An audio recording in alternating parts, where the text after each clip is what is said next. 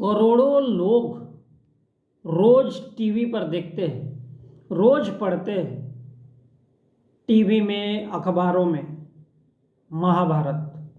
और महाभारत तो यही कहता है कि अपनी हिस्सेदारी के लिए लड़ना है, अपने हिस्सेदारी के लिए लड़ना ही जीवन है, अपनी भागीदारी के लिए मरना मिटना ही जिंदगी है।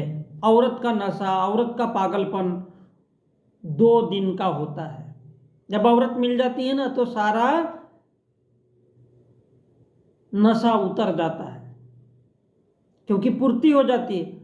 दूसरे से काम चला सकते हो, तीसरे से काम चला सकते हो, चौथे से काम चला सकते हो, जीवन जीना तो है ही।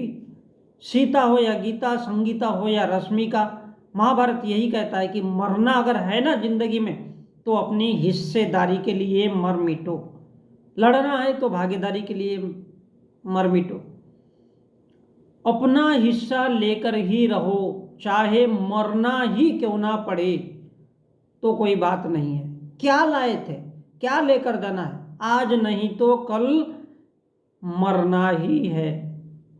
फिर 1 इंच जमीन भी क्यों छोड़ना है अपनी हिस्सेदारी की। महाभारत में दुर्योधन ने तो यही कहा था कि मैं पांडवों को सुई के नोक के बराबर भी जमीन नहीं दूंगा, चाहे मुझे मरना ही क्यों ना पड़े, क्योंकि ये जो शरीर है ना ये दोबारा नहीं मिलता, ये जीवन दोबारा नहीं मिलता। और इसलिए दुर्योधन ने पांडवों को सुई के नोक के बराबर भी जमीन देने से मना कर दिया था।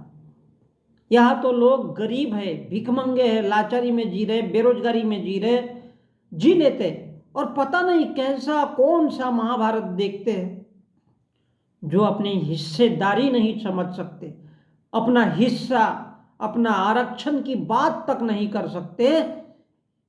और इस छोटी सी सुई के नोक के जमीन के लिए इतनी बड़ी महाभारत हो गई थी, इतनी बड़ी महाभारत की जिसकी चर्चा भविष्य के आने वाले करोड़ों करोड़ों अरबों वर्षों तक चलती रहेगी। इतना बड़ा महाभारत हो गया था, इतना बड़ा महाभारत। लेकिन हम लोग तो गरीबी में जी लेते हैं, बगैर पानी के जी लेते हैं, बगैर शिक्षा के जीवन जी लेते हैं। तो ये भी कोई जीना है?